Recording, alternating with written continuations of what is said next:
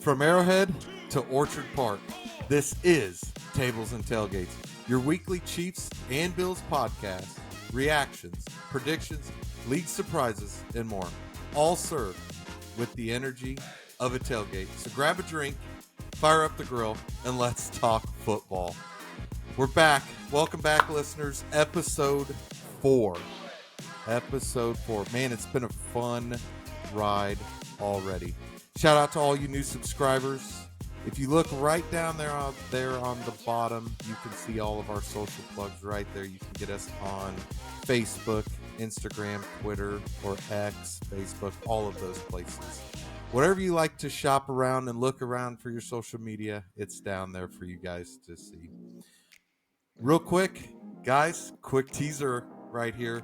Buffalo wins in Orchard Park. Last time Kansas... Hey, that's the last time the Dolphins will be playing in Buffalo.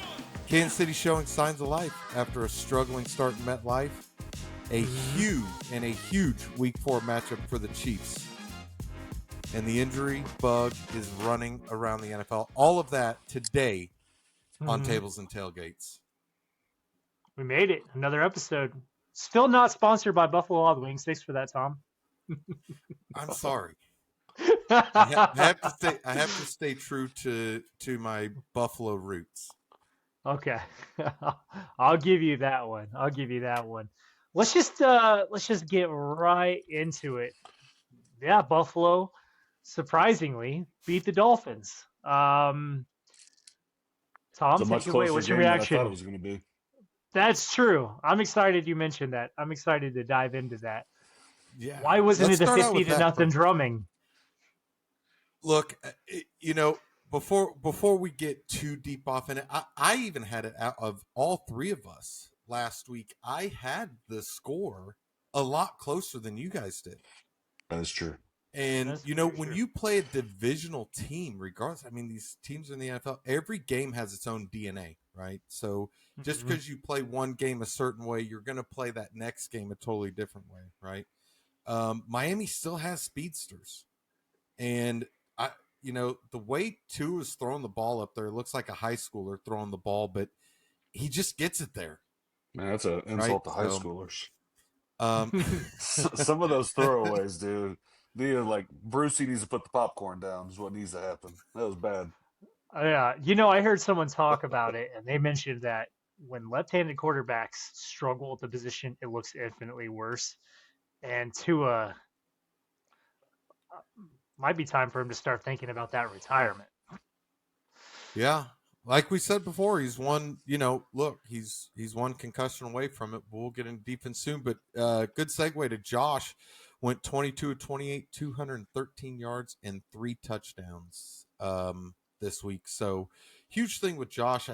I think this is what 13 games, 31. I can't remember how many it is, what they were saying with 0 interceptions. So phenomenal, right? He's looking good. And the big thing is just because he's not putting up 400 yards and 5 touchdowns on the Dolphins, he didn't have to put the cape on and go out there and be the Superman we seen 2 years ago, right? So I'm starting to love more and more of seeing Buffalo utilize the guys they got around him. No, that's a great point. And doesn't need to put the cape on when James Cook is being a dog out there. Yeah, absolutely. I mean, James Cook is showing why he deserved that extension. I mean, he had 19 carries for 108 yards and a touchdown. I mean, he was averaging 5.7 yards a carry inside the NFL. I think going into this week, I haven't looked at everything, but I think he was the leading rusher in the NFL this year, right? So huge thing, but man, it's phenomenal to get to see what James Cook is actually doing with that extension that Buffalo gave him. And a lot of people were talking about this. I'll say this, that usually when NFL players get those big extensions, they kind of regress a little bit, right? Or they kind of just settle in. And James Cook has so far, knock on wood, been showing why that extension was well deserved. Look, another thing that kind of ties to Josh, there was about 7 Bills players, offensive players that had catches. Dalton Kincaid, Khalil Shakir, Elijah Moore, Tyrell Shavers, and Keon Coleman all had over 20 receiving yards. Right? So Buffalo's spreading the ball, not having to have that one receiver that's demanding it. I want the rock. Give it to me. Is speaking that everyone eats, and that everyone eats mantra is looking good in Buffalo. It really is. One of my biggest takeaways from the game, Jackson Hawes. So Buffalo picked this guy up in the 5th round. He had 1 reception for a 5-yard touchdown flick from Josh. But the kid has phenomenal blocking ability and loves it. You hear him talk about it all the time. The kid loves to block. He's one of those tight ends that loves to get inside there and wrestle with the best. If you watch the touchdown pass, he put Matthew Judon on the turf. I have video of it. I'm gonna share my screen real quick so you guys can see this in live. But I want to. We're gonna look at this real quick right here, and I mean, this dude just completely puts Matthew Judon right here into the turf. Let's turn this down just a little bit because I bet it's loud. Heavy to the left here. Off the fake, rolling. He can run if he has to. Instead, he flips it for the touchdown. He hits Jackson Hall. I mean, right there, which and granted, yes, it's coming off of what's going to be a pass defense, and he kind of probably got him on a back step. But to put Matthew Judon down, be able to shut off of a tackle or even anything with him and get moving was awesome to see. It was truly really cool to see. And other than that, that O-line for the most part gave Josh a great amount of time in the pocket, as opposed to what we seen with the Jets early on, right? That collapsing really fast. That was one of my big things going in on the offense, was that O-line needs to give Josh a little bit more time in that pocket. And then the Bradley Chubb sack that came from pressure on the right side against Spencer Brown. That the interior line fell apart right there. That was one of the big things on that passing, is when Bradley Chubb was the way to get in there. But other than that, I think the O-line looked pretty phenomenal. And the Bills tight end room, kind of just going off of what Jackson Hawes actually said. So, I mean, they're getting pretty nasty. If you look at it right now, they have a 3 tight end set, and Jackson Hawes was telling Sal Capaccio, WGR 550, with Reggie Gilliam, they have a 4-headed snake, and they can pound you. And, you never know if they're going to go run, or defenses don't know if you're going to run or pass at all. Yeah. No, they're stacked. It must be nice to have a fully loaded wide receiver room and tons of tight end options. And running backs that can run. Yeah. Well, look, I got a full complement of weapons there in Buffalo. Yeah. I mean, I wouldn't say a stacked wide receiver room, a wide receiver room that understands they don't all have to try to be heroes. I think the Buffalo Bills offensive line or the wide receiver room and the tight ends understand, if I can't get separation vertically, I'll beat you horizontally. I don't have to run 50, 60 yards. We don't. Trust me, I love watching Josh throw 70-yard dots for touchdowns. That was some of the best stuff, but it also came with its interceptions and its problems. So I wouldn't really say it's a stacked out wide receiver room, but they do complement each other. I will say that. No, those are all great points. I don't feel like the offense had to play too great because the Dolphins kind of beat themselves there for a bit. Lots of discipline issues from the Dolphins on the offensive side. And listen, your defense has been able to generate a lot of pressure.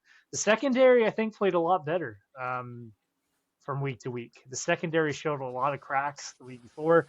Granted, take this all with a grain of salt, a large grain of salt, because it is against Tua. But they tackled and they generated pressure when they need to. What are some of the keys behind that with the defense? Yeah, so one of the big things I'd say with the defense, our third down defense needs to improve and get off the field. That's huge, right? And McDermott talks about it. A lot of coaches, we even know it, especially in the NFL, and games are already hard enough to win. Our edge rushers need to get the job done and get home, right? Bosa was getting close, but he never sealed the deal on Tua, right? He was either behind him or a little bit too far out. So I think getting that pressure up close. But look, Buffalo's going to start getting some reinforcements back. They played this game without Ed Oliver. They played this game without Matt Milano, but neither player went on IR. They're looking to potentially be back. They're short-term injuries, so we'll keep an eye on that. McDermott hasn't said anything, but they are improving. Defensive tackle Deion Walker though has been showing a lot of improvement with this snap count, right? So it's been progressively getting larger over the past few games. He went from 13 defensive snaps in week 1 to 22, I believe, in week 2, and then had only 19, granted, in week 3 against the Dolphins, but he actually had some good pressure inside there, right? So I love getting to see Deion Walker doing his thing and improving. Terrell Bernard, before we even get to Terrell Bernard, one big thing, I did have one other video. Shaq Thompson's tackle on Devon Achane out of the backfield. This guy was flying around. I'm loving Shaq Thomas being in Buffalo because, this dude he flies around time and time again. And he's doing some really, really phenomenal things is what he's getting to do. So let me just share a screen real quick here, and I'll show you guys kind of what I was talking about. I kind of just took this snippet real quick right here. Fake toss, and then to the outside. Look out.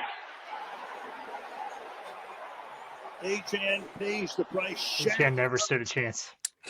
No. Never. And looking at how that play kind of transpired on itself. Shaq Thompson came around there, and that block could have been there, right? It could have been one hand just on his shoulder, and for him to just stay true to it and say, "I'm staying outside, not going to try to touch this guy," showed incredible, defensive skill and what I believe Shaq Thomas is going to bring to the Buffalo Bills.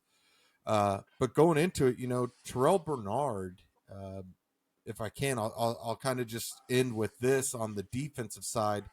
Terrell Bernard, after the game, was talking about his interception. He said that he's seen this route on tape, and it's a very common route being run in the NFL.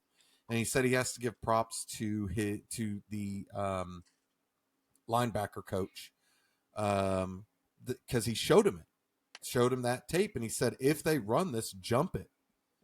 And he said he's seen it earlier in the game with, I believe, the Jets. Don't get me wrong, but I believe the Jets ran this, and Miami may have ran it early in the game, and then there at the end, he's seen it, and he jumped it, and that's kind of what kind of changed the landscape of that game, as we know. So,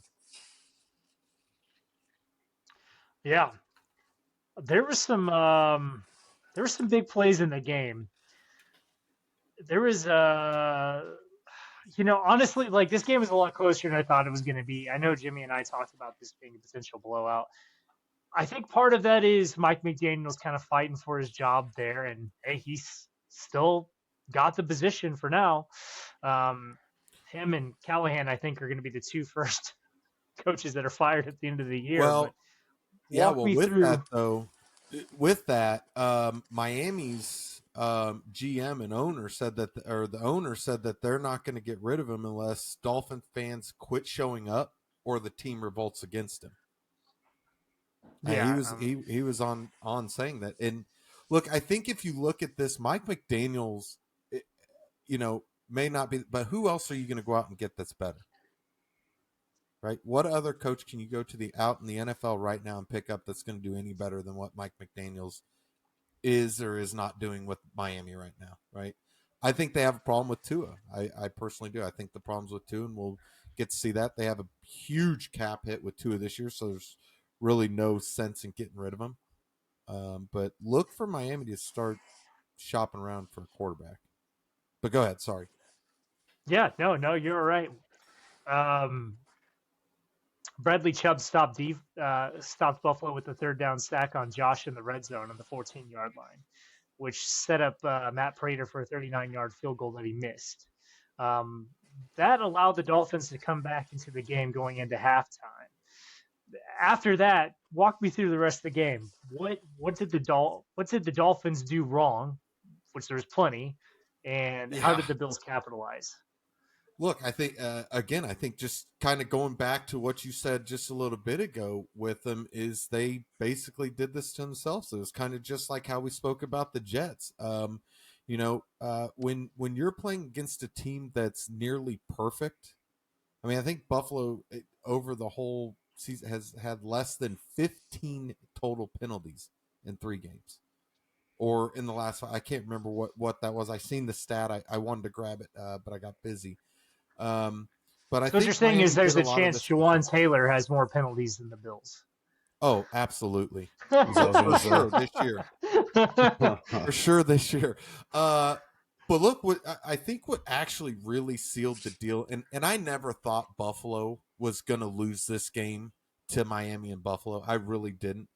I don't think If anybody did. the Zach Sealer roughing the kicker didn't happen, I mean, you're still giving Josh a lot of time with the ball. Buffalo's offense is just way too lethal, and they were just, you know, I think what it was is coming in a little tired, to be honest. But that Zach Sealer roughing the kicker, it led to Josh Allen and a Khalil Shakir connection for a 15-yard touchdown. And then Terrell Bernard's interception at the end of the game on Tua. I personally think Tua didn't see him there. I mean, he's tiny. You've got, and that's like, Jimmy's played football. That's like me standing behind me personally. I'm probably about Tua's height, standing behind Jimmy, and guys that are double Jimmy's size.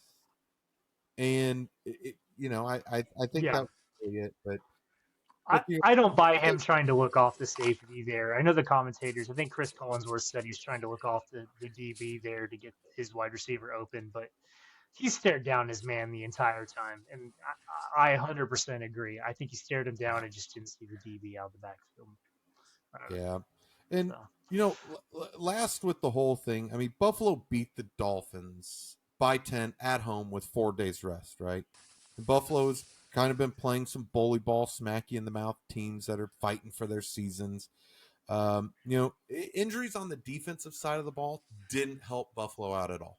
At all. It really didn't. But, an 0-2 Dolphins team that's trying to claw their way back into save a season, to save jobs. I mean, these guys, this is just like us going to work every day, right? They get to play football. We get to do what our respective jobs are.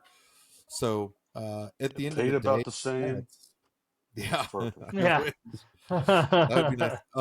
Pretty close. Yeah, I think Miami just did it to themselves, man. It just, that's really all I can say about it. I don't know how much more you want to beat the dead horse of Miami needs to quit beating themselves.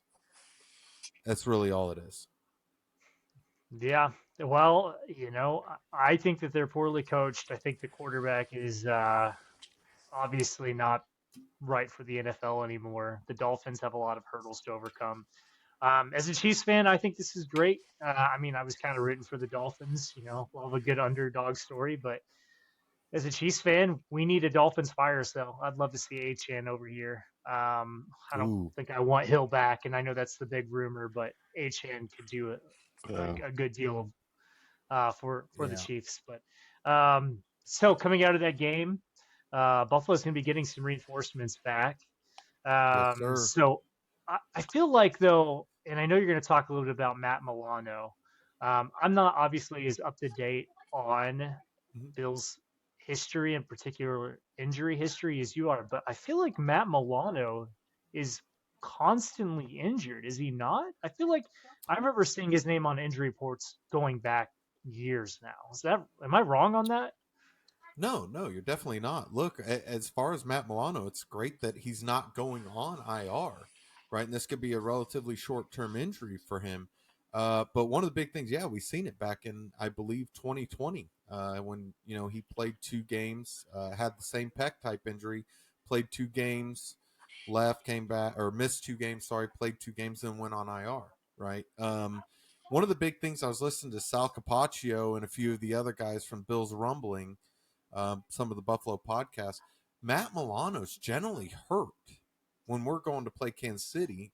Some of our big Yeah. guys, Matt Milano, Taron Johnson, Terrell Bernard, some of those guys are coming off of injuries, being rushed back to play Kansas City in the later parts of the season. So one of the big things, no, you're right. I think Matt Milano's getting up there in age.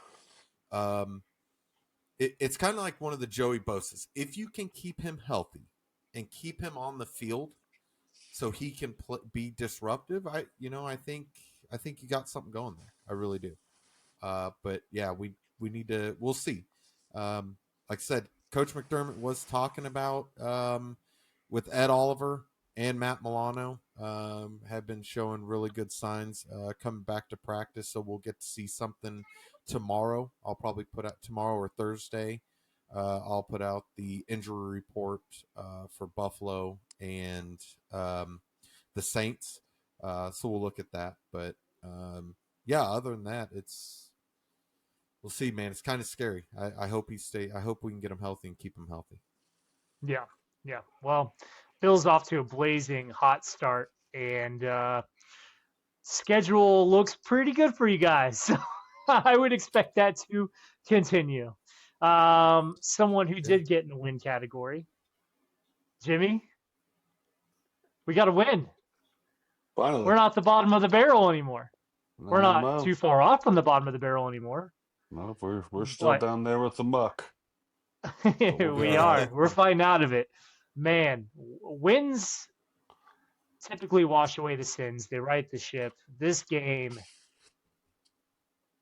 was probably some of the ugliest football I've seen in a long time. It was the Jekyll and Hyde of two halves. Second half looked a lot better than the first half. Listen, I think before I even really dive into the game, there's a few conversations we have to have. We got to talk about Pacheco. We know Pacheco won't see this. Pacheco doesn't see much of anything these days. I've never seen a player regress this much in vision, just in general, right? When you think he's coming back from a leg injury, you think he's going to have some sort of concerns with maybe planting, pressing. But he's not running into the holes that are set up for him. He's running into guards. On the play of the game, which was a fumble recovery by Patrick Mahomes, it's obviously a designed swing pass. Pacheco runs out for the swing, runs backwards. Mahomes is throwing to the ball to where he thinks Pacheco is supposed to be. He's not there for it. The ball's on the ground. There's zero situational awareness from Pacheco. Instead of going for the ball, he immediately pushes away a defender, leaving Mahomes to put on the cape and save the game, so to speak. He's averaging 3.7 yards a carry, and he hasn't even hit 100 yards this season. I'm at a loss for what to say about Pacheco. Jimmy, what are your thoughts? I don't know, man. He was electric, and then that broken leg. I mean, the dude used to run like he was mad at the ground, and he still kind of does, but it's like he just runs into shit and doesn't run through stuff and doesn't. I know he doesn't have like that top end speed, that like breakaway speed to Right. go crazy, but he was always a really solid one until that leg, and then I don't know what happened with this season. And then even Kareem Hunt, I mean, I don't know if we're just not giving him enough touches, which I know that I would say as well. I mean, you got to look at, Saquon's getting like 20 plus carries a game. These guys are getting what, like 6, which I get. We have Mahomes. Yeah. We're going to throw the ball. He's going to scramble and run anyway, but it's like, maybe if they got a chance and then something opened up, I don't know. But when you go against the Giants and they're the worst rush defense in the NFL, and your guys are, let's see here, Pacheco had 10 carries for 45 yards. Kareem had 10 carries for 34 yards, which I will Hmm. say, NFL wise, 4.5 yards isn't terrible, but not for Mm-mm. No, not a, at all. you know, for 10 carries, it sucks, I guess. It'd be cool if he did the same thing and they doubled his carries. But of course, you do have Kareem Hunt. Typically, I feel like Kareem's more like the power guy, and Right. just because he doesn't weigh the same amount as Xavier Worthy. But yeah, I don't know. I mean, hopefully they can figure something out. I honestly think they're going to do something against, like, we're going to go against a team that has a stellar defense, and then these guys are just going to keep breaking free. Or it's just, we're just going to be like, where was this all these other times? You know what I mean? Like, Yeah. I mean, that'd be cool. I don't know. It's frustrating. You know who reminded me of Pacheco? Cam Scatterbu. Cam Oh Scatterbu looked yes. exactly like Pacheco out there. Dude, that dude is Absolutely running over people. he's a modern And I day don't, all So stot. yeah. yeah. He is a So he stud. I was like him. yeah. Yeah, he was saying on I watched an interview with him. He said the reason he has to run and play like that is because he knows he's the smallest guy on the field. And he's got to be the meanest. So, is Pacheco going to get back to that? I don't know. It's we'll see. I mean, it's Yeah. 3 weeks in, a broken leg. That's kind of tough, man, to come back. Could it be a little bit mental?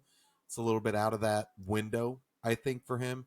But what about Jawan Taylor? You know what's funny is before the games even start, they have production meetings. They discuss, hey, what can we expect from this game? So someone in that meeting said, hey, we know Jawan Taylor's not going to line up on the right spot. Let's build a graphic for it for that exact moment. And sure enough, NBC had that bad boy ready to go. Jawan Taylor is going backwards fast. And not just from a penalty perspective. He got blown up on a few plays. Usually his pass protection covers the weakness, but with the Chiefs offense being in the state that they're in right now, you can't afford to give up the extra yardage. There's not that many explosive plays outside of one player we'll talk about here shortly. It's I mean, the guy's not small though, right? Jawan Taylor's 6'5", No, I mean, 331. yeah, you're no, an offensive lineman in the he's NFL. not. Are huge, but you got to have quick feet. You got to have feet like your Tyreek Hill and be able to shuffle around. And Mm-hmm. and the biggest thing is to not do that. I mean, he does that like rock thing, like he's in his Kings getting Hmm. ready to go, and he does that whole rock deal, and it could probably get called a Yeah, whole lot more, and thankfully it doesn't. But right. It Something Kansas yeah, City's got to definitely look into. it really is. I will say there has been some health concerns with him when he when they were going out to Brazil. I knew that they had to drain his knee, so he might feel like he has to have that quick step back in order to plant himself fully because of that knee injury. But I I just feel like I don't know, and obviously the Chiefs see this in practice better than we will. I just don't know how much of a drop off it is from him to Jalen Moore. Now Jalen Moore hasn't had a lot of experience at right tackle. I don't know exactly how he would look, but we're paying him $15 million a year. I think the Chiefs will give Jawan Taylor another game. I can't imagine them giving him many more chances. This is his last year with the Chiefs. I don't see there being any chance in hell that he comes back. Uh, and I think Jalen Moore is most likely going to be our right tackle next season. So I think the Chiefs will give him another game to figure it out. They usually like the 4 to 6 game sample size. I'm not a big fan of it. I just feel like you are who you are at this point in your career. I think it's time to move on from the Jawan Taylor experiment. If you want to move him to guard, if Kingsley struggles, fine. Um, he'll at least have some help on the left side in the center with with Creed Humphrey, but I'm ready to move on from Jawan Taylor. Yeah. I've seen enough. Yeah, and with so I just looked it up just to make sure the graph. So 7 penalties in the first 3 games. I mean, that's more than Buffalo's had their entire team for 3 games. So Yeah. definitely something to look out for. But a good segue into Harrison Butker. I mean, arguably last year, one of the best in the Well, league doing it. his I mean, whole this guy career has was been lethal. one of the best. But then Yeah, ever since that lights kickoff, out. when he like rolled his ankle on the kickoff, like 2 years Mm-hmm. ago, 3 years ago, whatever it was, it just doesn't really been the exact same. Like he goes in these slumps every now and again, and it's Yeah. odd. But It is. He's missed 4 kicks in 3 games. It's odd. He's pushing everything right. Now, last season when he was doing these kicks, he was going to a knee. And I know he's healthy this year. We think he's healthy this year. I can't say for certain that he isn't trying to overcompensate in some way. So I don't know if there's an easy fix there. It's just something to keep an eye out for. I think that's going to start, if he keeps having issues, that's going to start changing the Chiefs' offensive philosophy. They're going to be pushing more on 4th down, which is a problem because, again, the Chiefs are struggling in short yardage situations. Thankfully, it didn't really come up in this game, but against the Ravens, against the Jags, the Lions, it might. So that's something to keep an eye out for. I won't drum up on the negatives too much because, like I said, we got to win. We needed a win to stay afloat, right? Yeah. Joshua Simmons, though, oh my goodness. I mean, listen, the kid's the truth.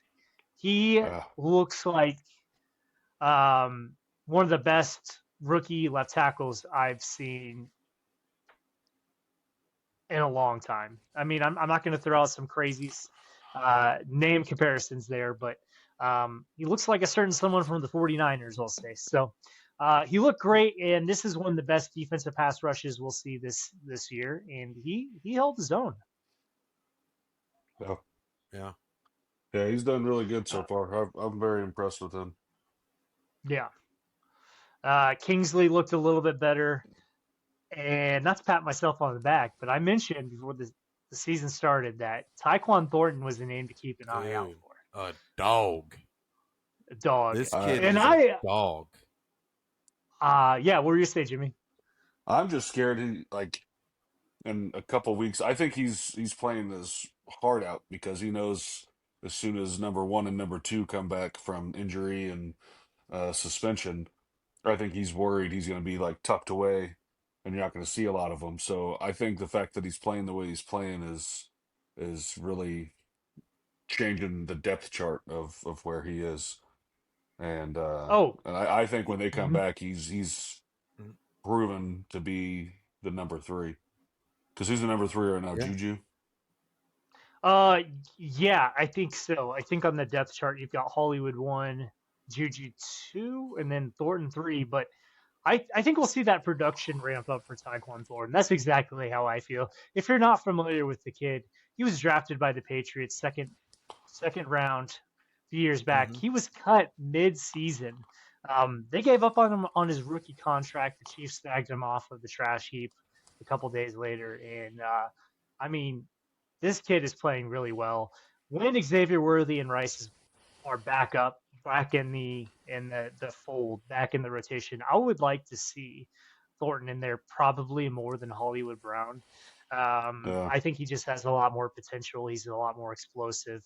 I love that the Chiefs went literally back to the same exact play. The touchdown Yeah. pass? He was Yeah. yeah. Yeah, look, I mean, they went to Tyquan Thornton with one. He misses. They go right back to the same play he catches. You know, I think that happened twice in that game, right? They go deep down. I mean, he's stretching guys vertically. And to see the wide receiver room so devastated with injury and, you know, Rashee Rice's whole issue that's going on, see a guy that got cut midway through from the Patriots and a rookie contract to step Yeah. up like this. The guy wants to be there. He's a dog. I truly think Kansas City's got something with this dude, and they're going to stick with him. I mean, Kansas City can build receivers just about better than anybody in the NFL, right? So it's huge, man. It's going to be huge, and I truly think Patrick is loving having that. I really agree. do. And he trusts him, I think. I don't think he would throw that ball to him. Listen, we saw Patrick Mahomes in this game throw away a pass that a fifth grader could throw to Travis Kelce. So I don't know. Maybe Travis is out of the circle of trust. We'll talk maybe a little bit about that later. But He had a Well, rough, look at he had a this. rough day. Look at it. Yeah, look at it. This Patrick, it literally pumped 3 times, and so he was like, "Oh, dude, I don't know." So, maybe he had that PTSD of that goal line play last week. But I saw that. I'm good. He saw that DB just a couple yards away. It's like, hey, I don't know, Trav. well, that's a good I thing. know we got a So, restaurant together, so. But yeah.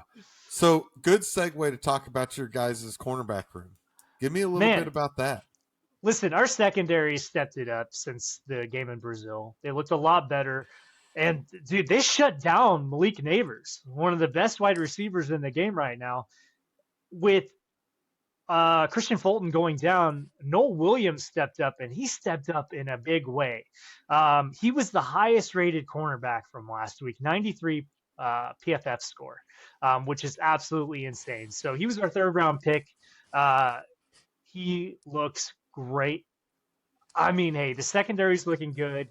Do I still wish Justin Reed was in the locker room? Yes, because out of the few positive things out of the Saints, if any, Justin Reed still looks good. I'm really happy with the secondary.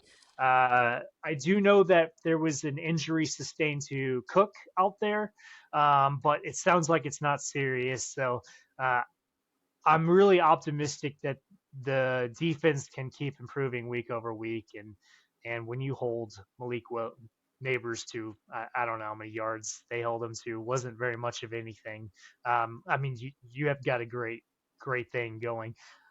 On the other bright side, I mean, listen, Karlaftis got pressure. He looked better. He got a sack in that game. We paid him quite a bit to do that with the extension over the season and over the off season. And I look forward to seeing more Ashton Gelati and Omar Norman Lott out there as well. But listen, the defense is chugging along. They're kind of picking up where they were last season. It's just time for the offense to start picking up the pace a little bit. And with some reinforcements potentially on the way, could be on the track to bounce back a little bit there. Yeah, absolutely. I agree with you. I think, hey, that was a much needed win, and definitely Kansas City came out to prove something. And there's a shining shimmer of hope of Kansas City looking back at they did. So predictions for what I think is going to be one of the biggest games of the week. But let's go into predictions next week. Ravens at Kansas City. What do you guys got? Give me your thoughts on this and some key matchups, kind of what you think is going to go on here. So the Ravens' run defense looked absolutely abysmal against the Lions. Montgomery and oh my gosh, number 0, Jahmyr Gibbs. Am I saying that right? Mm-hmm. Yes. Okay. They absolutely demolished. So obviously, the Chiefs don't have this sort of talent at running back as we've well established. I would like to see Brashard Smith more involved in the game. He's a bit of a change of pace back. He's our 7th round draft pick. I'd like to see him involved a little bit more, but I think the Chiefs will have success if they can keep running straight into the D line, halfback dives, off tackle runs, plays where you're having your running back running downhill. I don't want Pacheco to think about much when he's carrying the ball. I want him to just run forward. If they're going to give him the ball, I'd like to see Hunt maybe get more of the shares there. So I think the key matchup is against that run defense. Another thing to keep an eye out for is on the other side of the ball. listen, King Henry, he's fumbled the ball in every single game this season, and you can argue that the Ravens are 2 fumbles away from being 3-0. So, will Derrick Henry's fumble streak continue? We'll see. I think the Chiefs will be looking for that. So, those are a few of the matchups, and then obviously Chiefs need to hold contain. Lamar Jackson's one of the most explosive players in the league in league history. You can argue that if Chris Jones doesn't break contain in that first week, that maybe the Chiefs get that win over the Chargers in week 1.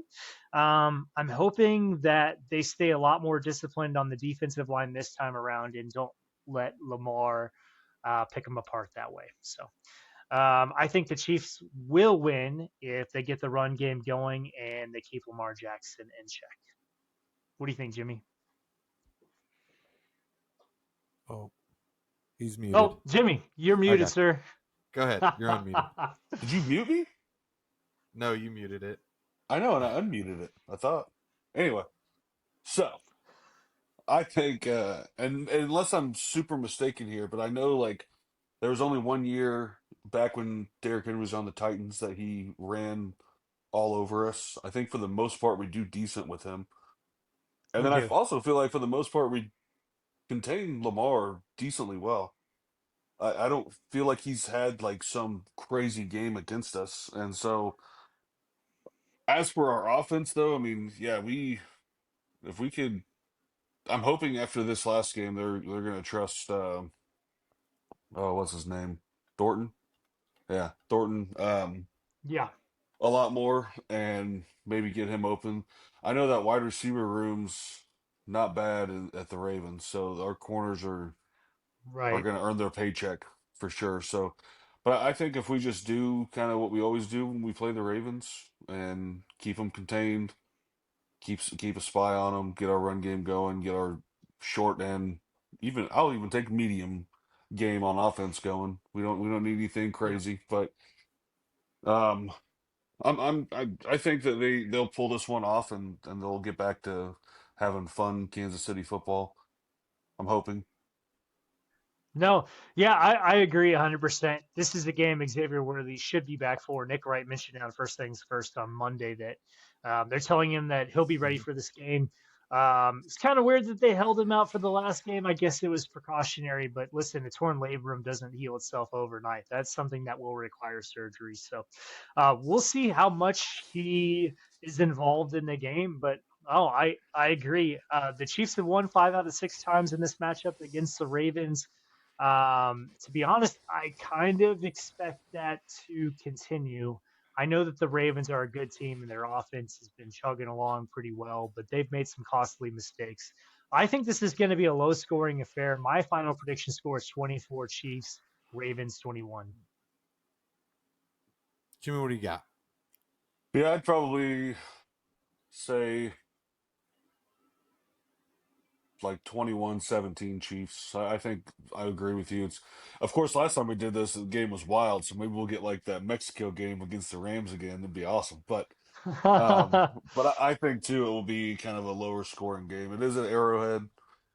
We have a good way to mess with quarterbacks and make it very, Right. very loud.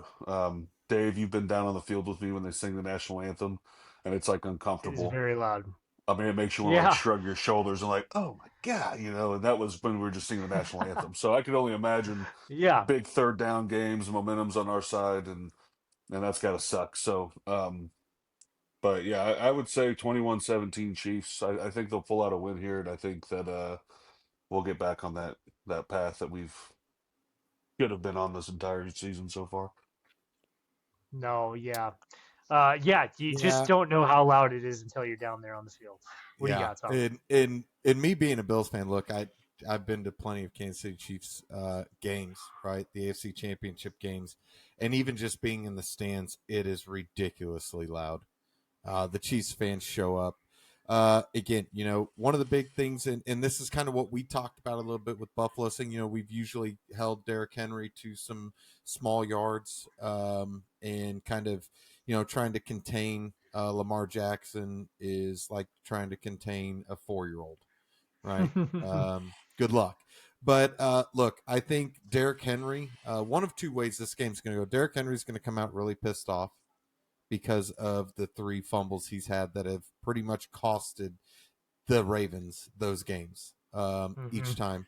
So look for that. That may be something. But, man, you're going into Kansas City. Kansas City has something to prove. These fans are going to show up. It's really hard for me. Look, my thing is Baltimore's put up at least 30-plus points all season. I think they're really close to Buffalo. Other than that last game that they lost in the playoffs, the Ravens will put up close to 30 points. I think Kansas City's defense has a chance to kind of slow them down after them coming off this. Both are 1-2. Both are, both of these teams are struggling to get the season back together where it's at with some of the injuries that have happened, but more so Kansas City's injuries. And Lamar's team's just falling apart right at the end. I could actually see this game. I had it earlier, 31-21, Baltimore winning this. I, for whatever reason, thought they were in Baltimore. I thought they were You're playing thinking in this is Baltimore. going to be a 10-point win for the Ravens. Okay. And I thought they were playing in Baltimore. And then I looked it up and I was like, wait a minute, they're playing in Kansas City. I could see a 21-17 Kansas City win out of this. So I got it 21-17. I think I'm with you guys. I think this is going to be a low scoring affair. I think this is where Kansas City's defense is going to just start coming back alive and shutting down Baltimore. And that's going to make that offensive line hungry. And, if Xavier Worthy is healthy to go, look to see how he runs those first few routes. If he's, if he's kind of scared to get hit, that could be a game changer. But I'm going to go 21-17 Kansas City. Wow. You couldn't have told me at the beginning of the season that this game would be for survival in the NFL. I would not have thought that both these teams would be coming in this game 1-2. That just goes to show you the NFL is definitely parity. Well, okay. They posted as parity, but some teams you just know are going to be bad. But truly, I could not have predicted this going down as a fight to not go 1-3. But you heard it here first on Tables and Tailgates. Thom thinks the Arrowhead is worth a 14-point swing, so I will take that. Man, okay. So listen, I think the Chiefs win this game if they remain disciplined. I don't have to tell you any more about Jawan Taylor. I'm honestly kind of sick of talking about this dude. I can't wait until he's off the team. I have nothing against him personally, but this is years of penalties and it's just hard to watch. It's hard to watch week after week. So I think if the Chiefs remain disciplined and just keep at it, I think they'll be the better team in the end. Let's talk about a game that's not so fair and balanced.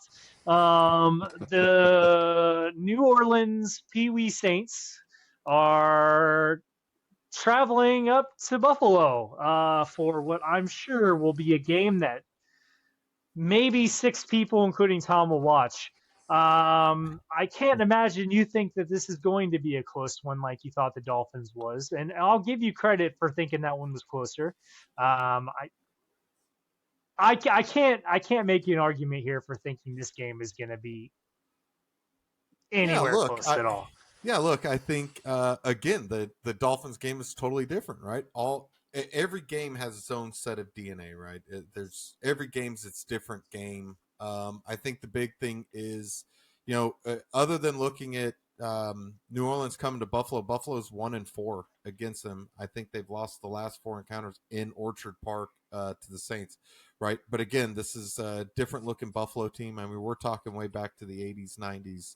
I think the latest one was in 2020 when the New Orleans Saints came and beat Buffalo in Orchard Park. So, again, totally different. But look, my key matchups to look at and looking at this game in a whole look, although James Cook is arguably the best back in the NFL this season as of right now, he is. New Orleans, New Orleans could be a lot tougher to run on than they have been. The Saints have held their last 2 opponents to under 100 yards rushing as a team, right? And granted, yeah, we're not talking Josh Allen, Patrick Mahomes, or Lamar Jackson and those guys, right? But the Bills' offensive line is one of the best in the league at the run this year, right? So that's a key matchup to look at. I still do think Buffalo's going to try to get James Cook running and kind of lighten the load off of Josh. But I'd really love this wide receiver core to kind of just step up a little bit, this week. And kind of like they did last week, right? We had 7, 8 different guys on the team that all had catches, or no, 9 of them, and 7 of the 9 were over 20 yards. So look for a little bit similar game plan, I think, coming from McDermott. They'll probably change a little bit in the run game scheme to kind of get the Saints off the clock just a little bit and kind of just going a little bit on that backside. As far as the defense against New Orleans offense, New Orleans run game, we all know it runs through AK-41 Alvin Kamara. And at his ripe old age of 30, he is still one of the most utilized backs in the NFL. He had 19 touches last week. For most part, besides his performance in week 2 against the 49ers, he's been bottled up for the most part this season. So, that's another thing to look at, is everything goes through Alvin Kamara out of that backfield. I don't see any way else it could. But one big thing to look at is that they've been saying, I've been looking up, is it Rattler or Show going, right? Rattling or Showing? Who's going to be under center to start this game against the Bills? We don't know yet. They haven't said who's going to start. Week 3 against the Seahawks, Rattler posted a season low of 41.9 QBR, throwing his first pick of the year, and then he was replaced by rookie Tyler Show in the fourth quarter. So, that's one big key that I think New Orleans is still having to look at is who do we throw under center? Who do we have out there? And who they're going to go for. So, Rattler's been sacked a total of 6 times in 3 games. Look at Buffalo's edge rushers to get to work early. If Joey Bosa's out there, we can get him, and Gregor Rousseau getting to go early. We can get some much needed rest for Joey. He's taken a boatload of snaps, man. So it's huge to look at and see. But as far as the injury, I really don't think we have much on the injury report that's going to be coming out of this game. So, look at it as if Buffalo's run game can get going, we can distribute that ball around and keep New Orleans offense just doing the same thing they've been doing other than week 2 against the 49ers. I think this will be a pretty easy dub for Buffalo coming this week. So what score do you got? Yeah, I think, look, I'm looking a little bit higher. Buffalo scored 30 or more points. They sleep 30 points, right? They just crawl through games putting up 30. I got Bills 38, Saints 14.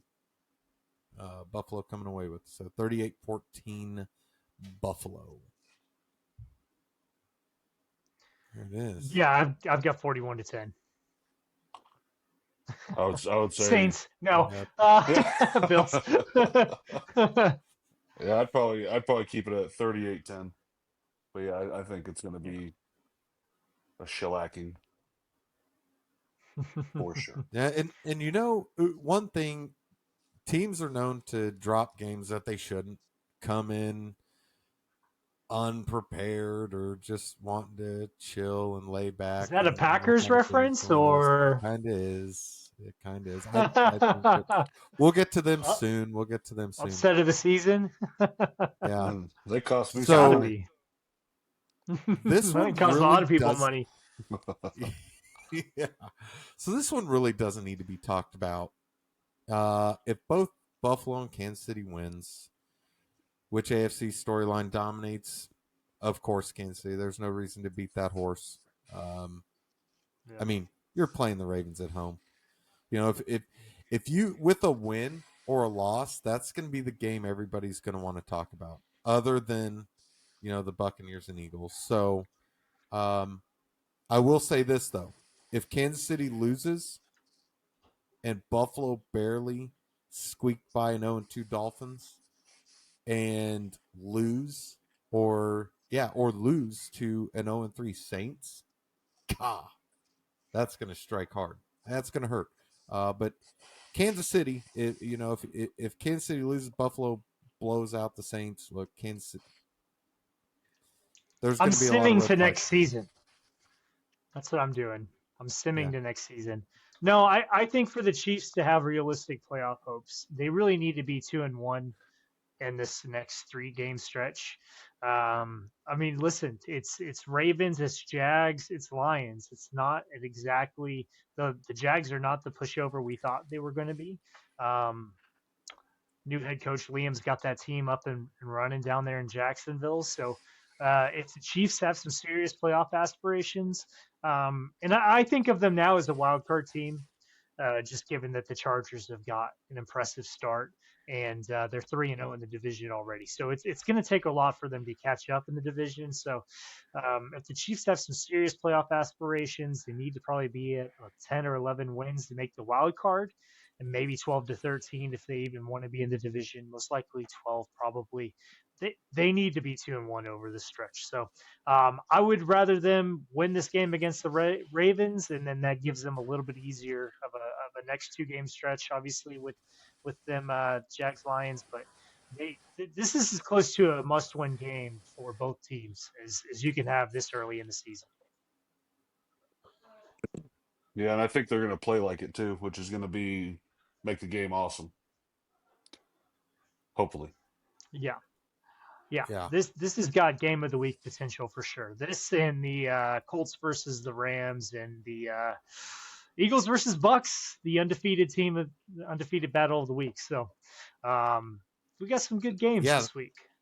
Yeah, that's huge because I mean, one of those teams are not going to. We could potentially go down to just 5 undefeated teams or less. So it was a weird NFL week, but the NFL does not let you down easy. They will surprise you at every single turn. Look, I have one discipline thing that I kind of want to get into so around the NFL, kind of like to do a little segment around the NFL where we talk about discipline type things that are going on, any kind of new situation, injury reports, and QB movements that happen. But is Travis Kelce's attitude affecting the Chiefs, or is it just passion? What is your guys' thoughts, real quick? I think. Listen, it's a no. If you want to take it first, you can. You go. You got it. All right, I'll go. I'll be quick. Listen, Travis has always kind of been this way. I think it's more of a story because of the Chiefs losing. That being said, it's still not acceptable. Andy Reid is an older gentleman. There's no reason. Now, I will say, kudos to Andy for pushing him first and foremost, right? But I don't think there's any other player in the locker room, maybe outside of Mahomes, that can even have that sort of treatment with Andy. But it's kind of embarrassing if you're going to be. And I said this last week. Travis Kelce needs to take accountability for his actions. I understand he probably wasn't a big part of the game plan this week. His stats were a little bit underwhelming. He still made some bigger plays for us overall, but hey, man, if you're going to be making those sideline moves and you're going to be yelling and screaming, man, you better be on that podium at the end of the game, win or lose. Yeah. You better answer those media questions. We better not run and hide to that podcast, bro. Like, step up. You know what I mean? So, is it impacting the Chiefs? I don't think it is. I don't think it's a good look. I don't think it's impacting the locker room because I think Andy and Travis have had this relationship for a long time, and there's a lot of light drawn to it because of the start of the season. Yeah, I We think got Jimmy. he's a big competitor, as we all know. He's very passionate, and I think everyone's blowing this one, like you said, Dave, out of the water because they're losing. You look back at that Super Bowl, what was it with Buccaneers, I think, where he pushed Andy Reid and he got in Andy Reid's face, Mhm. and everyone was like, "Oh, I think if that was a situation, that would change everything. I think the fact that he was coming off the field, Andy could tell he was heated, and then Andy checked him, which I thought was Mhm. gangster as shit. Then, they have their Yeah. little powwow, and I bet you as soon as they walk off the field, there was an apology betwixt the both of them, and then they were like, "Hey, it was a close or whatever part of the game, like whatever." But Yeah. I think if And you're I a think for leader and context, I think, yeah, you go. Sorry. Very good. I think that if you're a leader and there's obviously you're in the public eye, you're in the national public eye, so you gotta represent yourself and your place of employment, the best way you can. And but at the same time, they're playing a game we all played in PE, and we're all dudes. So like Pampers Flair, we're all brothers out there. Like they're having fun, but there's also like that highest level of competitiveness. And but no, I don't think. I think if this continues and he gets comfortable getting in his coach's face and doing stuff like that, then I think it's a big problem. But I think it just makes headlines because they're losing. So I don't think it's anything really to look into or worry about, honestly. Yeah. I agree. I wanted to bring that up because I thought maybe get an outside or an inside look, if that was something. But again, yeah, Travis Kelsey. Everybody knows the Kelseys. They're just hands down. They're just great athletes. Injury report, guys. Huge injuries this week. Chargers running back Najee Harris to miss the remainder of the 2025 season with a non-contact Achilles injury that will need surgery. That was nasty. Those are nasty, and you can tell almost immediately what those are. Nick Bosa out for Hmm. the season with torn ACL as well. CeeDee Lamb will miss multiple weeks with a high ankle sprain, and Mike Evans will be sidelined for multiple weeks with a hamstring injury. That's a quick injury report. It's no Dave, what good for about the I old will Marcus say, Buccaneers. Mariota? yeah, Yeah, what a yeah. I mean, Mike Evans, though, right? Like he had a hamstring injury last year. This doesn't look to be as bad. I will say, you look at that still image of CeeDee Lamb and the direction his foot is going, you would think this injury is a lot worse than what it is. The Cowboys are very lucky that the high ankle sprain is what it is and not something significantly worse. yeah, absolutely. What about Marcus Mariota, my guys? You got to see him, didn't you? You guys get to What see a little year bit of is what that guy this did. that I'm still reading Marcus Mariota stats? Is this Yeah. 2020? What are we doing here? This is crazy. Sometimes I forget this guy's still in the league. Yeah, he is. Went 15 to 21 for 207 yards and a tutty on Sunday against the Raiders. Ended up beating them 41-24. Hmm. But how about that coach? Man, he smoked him. Got that bloody nose going on right there, and you could see him at the post conference looking all buttered up in the nose. Man, Jimmy, what would you think about a coach? And then he gets up and he just, hey, I'm good, boys. I'll be honest, I didn't see what it is you're talking about, so I don't Oh, know I thought what you got happened. so I seen a quick snippet of it. I didn't get to see, but the Washington Commanders coach got smacked on the sideline. Marcus Mariota ran into him and bloodied Oh, his nose. I think broke it. Hmm. He had a post game conference where he was just all buttered up in the face, just looking all snazzy daz. Um, oh man, Golly, dude. And the Colts are still making a huge shock with Danny Dimes. They're dropping dimes and Indiana getting some Jones, stacking, bro. that's right. bro. Dropping He those is. dimes and stacking those dubs. He's looked amazing. I mean, what is it Whew. about people leaving the Giants and becoming exponentially better than what they were. We saw it last year with Saquon Barkley. We're seeing it this year with Daniel Jones. It's just a second life when you leave the Giants. Makes you really think about that organization.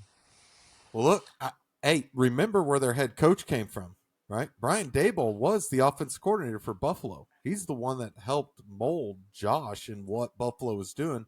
And the Giants picked him up. Look, just because you are a great offensive coordinator, look, I could never do their job, honestly, does not make you a head coach, right? Let's just be honest. It's not easy to do what these guys do day in and day out for 17 plus games in a season with the amount of testosterone flying around in that air. Mm-hmm. Get you one of those. Jeez. Hey, the Chargers still looking good over there in your guys' neck of the woods and could be a threat for that 1 seed over there. Couldn't I they? don't think they're What a do you threat think? for the 1 seed. Listen, No? I think they're good. I just have to see it to believe it. How many times have I seen the Chargers look amazing out the gate and then fall apart? In Kansas City, we call it chargering, and the Chargers have a long history of falling apart still. They're good. I have them in my power rankings. I'm not going to lie. I think they have a chance, but I still got to see more of it. We're in the show me state. Well, the Chiefs are in the show me state. You got to show me. We got to see some more games here. So I don't know. That injury to Najee Harris might be big. The Chargers might be forced to use their running back that they drafted that they just refuse to use, Amarian Hampton. Thanks a lot for that. That's killed my fantasy football team this season, Chargers. Appreciate that. And of course, when I said Najee Harris goes down and they end up using Amarian Hampton. So we'll see if that makes some changes to the offensive playbook. My guess is probably not, but yeah, I don't know. I just got to see more of it. What you get? You got to see six. You got to see 6 games, Jimmy. Is that what you need to see too? You want to see 6 games until the Chargers? I want to see all of them. Well, let's see what their schedule. I'm thinking. Let's see. That's what I was about to pull up Yeah. too.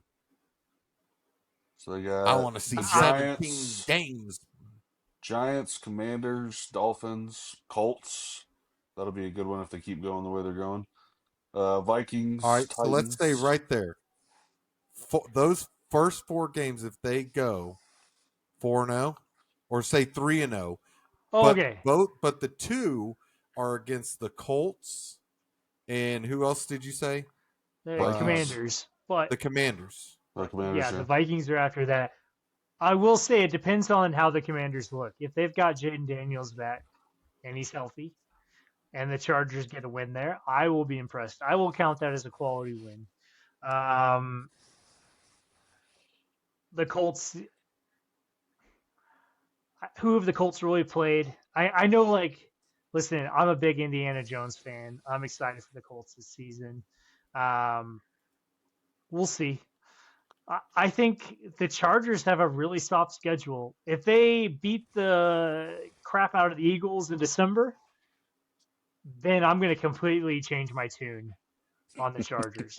But they've got a pretty easy schedule for the most part. I think the Commanders, if they got Daniels back, and that'll be a test. The Vikings will be a test. But I don't know. I'm not 100% sold on them yet, but I just maybe it's just I've seen a lot of the Chargers throughout my life, and I've seen where their seasons ultimately end up.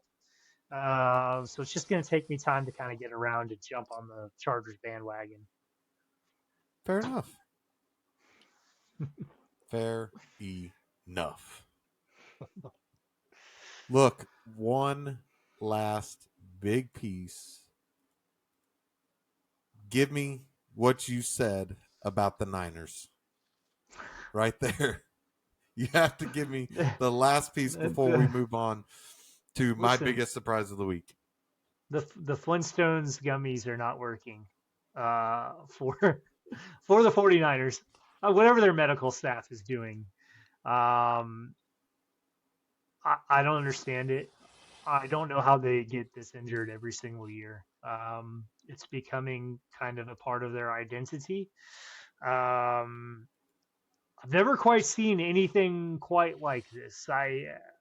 I think there needs to be some fundamental changes there, and I'm obviously not a medical professional, so I can't begin to give any sort of recommendations. But I know something has to change. I don't understand this at all. I've never seen it before. Well, yeah, and get this hurt and still be 3-0, still winning games. Yeah, granted. I mean, they beat the Seahawks, then they played the Saints, then they played the Cardinals. They're about to go Yeah, up against the Jags and then the Rams and Bucks. So they got a strong 4-game stretch, and I don't think it looks good for the Niners. Don't think it looks good. yeah, Yeah. And yeah. not fun I'm out hill to on the climb. Niners. Yeah. Same. Not one I want to be on. Yeah, I'm out on Definitely them, and don't I'm wanna be out on the on that Bengals. There you Oh, go. Ooh, the dude. Bengals got the beats this week, didn't they? Man, They the got the Vikings beats. decided to finally play some football. Oh my goodness. Did they Hey, now? I mean, hey, got to give it up for Carson Wentz there, right? I mean, heck of a game. Quick clap for Carson Wentz. Any look at this big surprise of the week for me. The Carolina Panthers made Michael Penix look like he's in the wrong league, people. Man. That dude looked like he was allergic to tackling. God, I wanted to pull up that clip, but I didn't. Dude, I had Michael a Penix. 9-leg parlay that included the Falcons winning. I was gonna win like $1,400. Oh, And they Yeah. ruined it. oh, Like it's like they knew, and they're like, you know what, guys, let's just take this week off. Yeah. feel Killed me. sorry. So Did they yeah, even- this Did they even say sorry? Probably They not. didn't. They didn't. Have you got your letter in the mail from him? No, dude, they put that thing in Michael Penix, if you're raw. watching- you should've Didn't got even some- buy me dinner afterwards. Nothing. yeah, not even a coupon to Sizzler, No. bro. Nothing. Jeez, oh man. Yeah, no, that's a big surprise. I'm torn. I'm torn between that game and the Browns coming back and beating the Packers. Dude, Yeah, that was another one that was not on my bingo Yeah. card for the week. yeah. And how about Caleb Williams looking good, huh?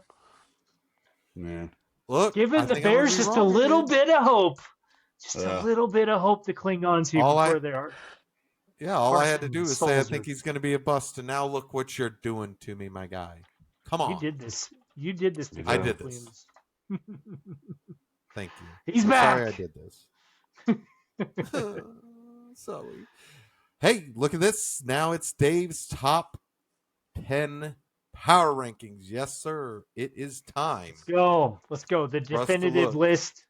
It's not at- anybody else's list. It's my list. Yeah, this is our list alone. This is not by anybody else. But Yes. here we go. Dave, go through your top 10 power rankings and give me a little bit. What you got here? Oh, dude, I don't like putting the Eagles at number one. They came back, beat the Rams in a game I felt like they shouldn't have won. Listen, the tush push is bullshit. I'm just gonna say it. If you can't properly officiate it, it needs to be out of the league. There's my piece on it. The league said, hey, we're gonna crack down on it. The very first tush push, the right guard obviously jumps early. It's making me frustrated thinking about it. I don't care how maybe they got, dude, you know what they should do? They should give refs the VR headset and they should have them looking down from the spider wire. Ooh. Just throw the flag. You know what? Hey, get a different perspective on it. If it's too hard to judge from the sidelines, if you've got someone 10, 15 yards away, have them look from the spider wire. I'm perfectly fine with that. That's for you at okay. NFL. Right That's there. right. He said that. You heard that first right here. Have them with the Right VR here. headset on. I can hook you up with a good VR guy. I know a guy. Yeah, you go. I got the Eagles at number one. Listen, they're solid. Jalen Hurts is having a shit season, but he doesn't really need to do much when you have the positional group around him. And you got Saquon Barkley. You got all those Georgia dogs on the D line. I mean, they're solid, man. They've got a great team. I don't know what to say. I can't knock them too much.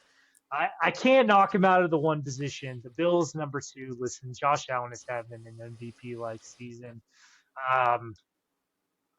I don't really have there's not too many holes for me for the Bills second. Like the secondary is the thing I'm kind of iffy about.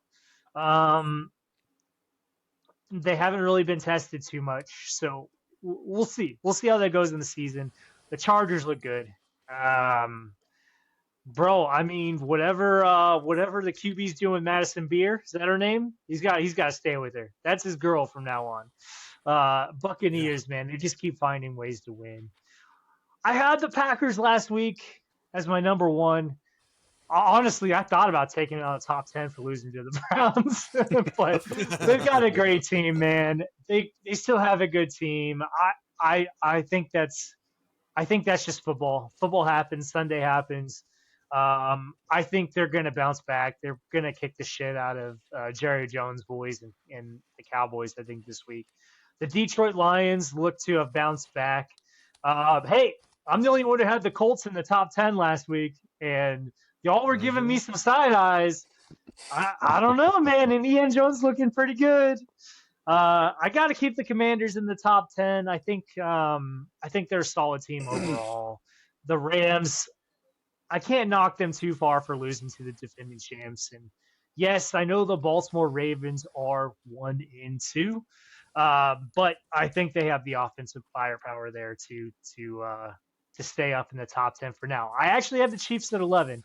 I wanted to do Ravens and Chiefs tied for 10th, but the Ravens have done a little bit more this season. And again, if it wasn't for King Henry fumbling the ball, they would be 3-0, I think. So there's my top 10. It's fluid every week, but it's my list, damn it. And I love it. Hey, not a bad list. Look, moving right along to the next top 10 power rankings. My top 10 power rankings. Here we go. No surprise. So, actually, right before the podcast, myself and Dave were actually talking about 1 Bills and number 2 Eagles. I actually had this swapped. So I actually had the Philadelphia Eagles number 1, and then I had Buffalo number 2. However, the way I looked at it is Buffalo's still winning games with a very hurt defense. Still putting up over 30 points on everybody they play. Yeah, they're not playing, these top 10 teams every week, but really great teams. Show me a team on here that week in and week out are just blowing everybody out 50, 60, 70 points. You're never going to see it in the NFL.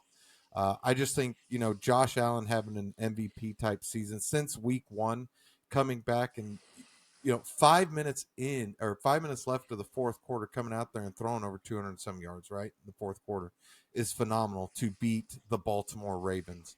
And he's not having to play the hero. So I think Buffalo's playing very smart ball compared to what you've seen in the past, which puts Buffalo just a squeak above the Eagles. And Dave said it perfectly the best. The tush push has got to go, man. The brotherly shove, get rid of it. I can't put you above Buffalo. I really wanted to slide you back down again, because if the only way you're going to be able to win games is by using the tush push, where everybody sees with their own eyes how much you jump off sides for it and the actual percentage of it working when you're doing it legit. Come on, guys. Got to keep you at number 2. You're still playing solid ball. The Eagles still have a solid team, regardless of the tush push. Listen, it's more than the tush push that wins the game, right? If you can keep them out of those distances, dude, they've got a dog in the backfield. Got the Detroit Lions at number 3. Those guys came back showing some love in getting the Baltimore Ravens down another peg. Gotta love that. The loss. Hey, look, I've been talking about the Chargers since before the season. These guys are dogs. They're not going anywhere. I promise you, they're going to give Kansas City a run for that number 1 seed. You heard it here. We're going to keep talking about it. I seriously don't see these guys going anywhere fast. And the Green Bay Packers, huge shout out to not only my wife, but Colin. I love you guys. But man, what Green Bay ended up doing over there and losing to the Browns. Listen, I think what happened is is Green Bay came in with their foot off the gas and just in idle and neutral. I thought this was going to be, I thought they came in thinking this was going to be an easy, hey, let's walk in, walk out of here with a dub, and they did not to the Browns. Watch them bounce back next week. Had to put them at 5 for that. Tampa Bay Buccaneers, till that Mike Evans injury. Look, he'll be back. Don't think he's going to be out too long. We've seen it before. We were talking about that. The Bucs are looking good, and I guarantee you the Browns are missing that man back there under center, aren't they? They're missing him. You go one of the Browns that picked him up? Yeah. And now, yeah. Baker Mayfield, See yeah. you guys. You guys screwed up on Baker. Look, I didn't have him there. I will say this. Dave had the Colts in there. I had to see one more game. I had the Colts at like 11, 12, right? Like, because I still had Kansas City in the top 10. But after this week, I had to bring the Colts up there. Seriously, what Danny Dimes is doing over there, dropping dimes and stacking dubs, is big. The Washington Commanders look solid team, like you said. I agree at number 8.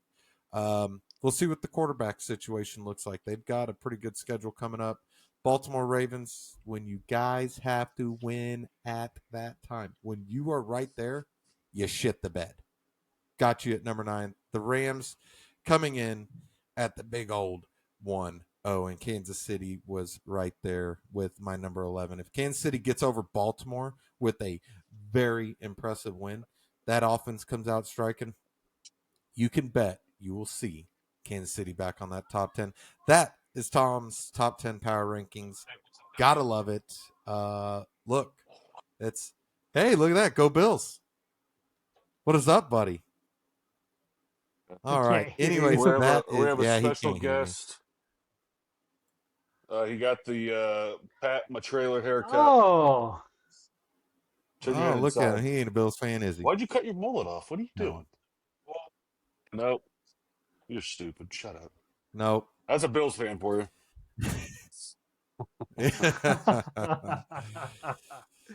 Look, guys. It was good to see him. Hey, another wonderful episode and week to get to watch football. Yeah.